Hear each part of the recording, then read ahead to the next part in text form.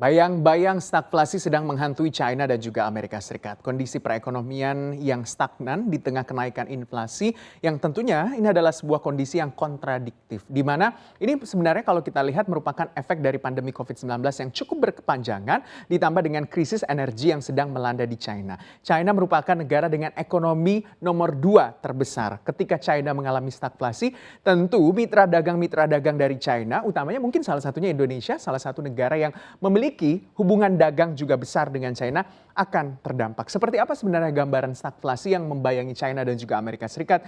Kita lihat sama-sama. Awas hantu stagflasi bergentayangan. Jadi kalau kita ketahui bahwa stagflasi merupakan rentang di mana inflasi dan juga kontraksi ekonomi terjadi secara bersamaan. Biasanya situasi ini dibarengi dengan ledakan pengangguran.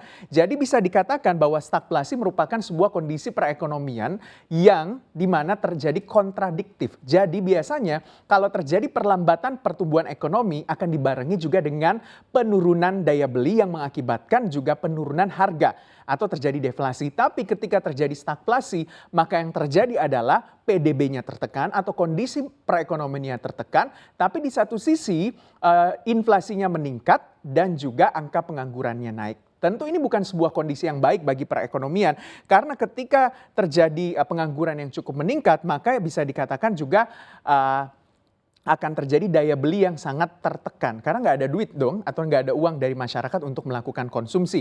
Jadi yang menyebabkan stagflasi ini terjadi adalah sebuah kondisi yang sangat buruk bagi seluruh perekonomian dan bisa dikatakan peningkatan angka pengangguran akan berdampak pada melemahnya daya beli masyarakat. Stagflasi pertama kali terdengar atau istilahnya mulai terdengar yaitu di tahun 1960 kala Maclean, ini salah satu politisi di Inggris, pernah mengucapkan hal ini ketika perekonomian Inggris sedang mengalami stagnan atau terjadi stagflasi juga di Inggris di 1960-an. Pernah juga terdengar di tahun 1970 ketika PDB Amerika Serikat mengalami perlambatan 5 kuartal berturut-turut di tahun 1970-an. PDB Amerika Serikat tertekan 5 kuartal berturut-turut dan istilah stagflasi juga didengarkan. Sebenarnya kalau kita lihat yang menyebabkan juga stagflasi tentunya kalau kita lihat dengan kondisi real saat ini ketika negara-negara besar atau perekonomian besar seperti China misalnya dan juga Amerika Serikat sedang mengalami perlambatan supply. Pada utamanya di China supply untuk bahan baku industri manufaktur mereka tertekan, itu sebenarnya yang membuat tentunya kondisi bisa dikatakan rantai pasok dari sebuah proses produksi barang itu sangat-sangat terganggu. Kita lihat bagaimana tentunya kondisi China secara real. Jadi kondisi China kalau kita potret secara real dengan apa yang dikatakan dengan stagflasi, saat ini China itu mengalami keterbatasan pasokan bahan baku, tenaga kerja juga terbatas, dan krisis energi. Kita ketahui China sedang mengalami krisis energi, padahal China itu diharapkan bisa recovery dengan cepat, pulihnya juga dengan cepat. Ini sebenarnya tercermin di 2020, tapi sebenarnya juga tidak begitu baik dengan kondisi rantai pasok global yang sedang terganggu. Jadi ketika keterbatasan pasokan bahan baku tercermin bahwa industri manufaktur di China mengalami perlambatan. Tercermin dari PMI manufaktur China yang mengalami penurunan di Oktober 2021 di angka 49,2, turun dari 49,6.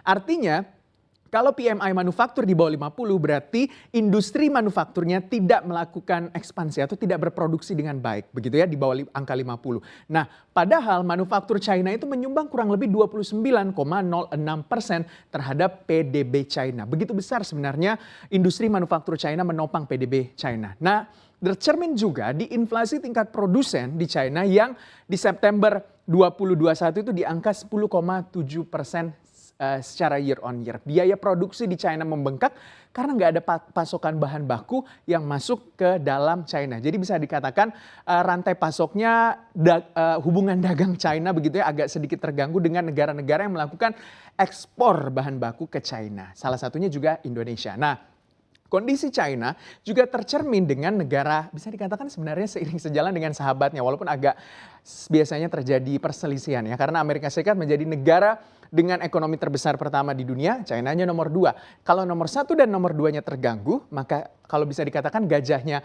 mengalami terganggu, berarti semut-semut di bawahnya tuh bisa aja terinjak-injak begitu ya. Nah kalau kita lihat kondisi Amerika Serikat, inflasinya tuh meningkat di 5,4% secara year on year di bulan September 2021.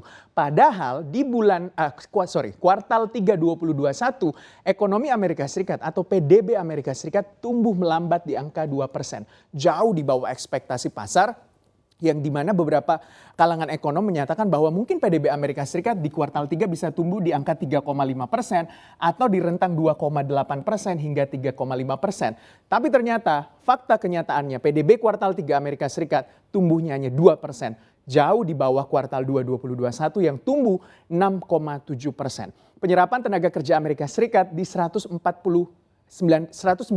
ribu begitu ya di September 2021, terendah sepanjang 2021 kalau di bulan September. Walaupun mungkin ada perbaikan di bulan Oktober dan November, tapi kuartal ketiga Amerika Serikat bisa dikatakan sudah memenuhi beberapa indikator-indikator yang memperlihatkan bahwa Amerika Serikat sedang mengalami stagflasi.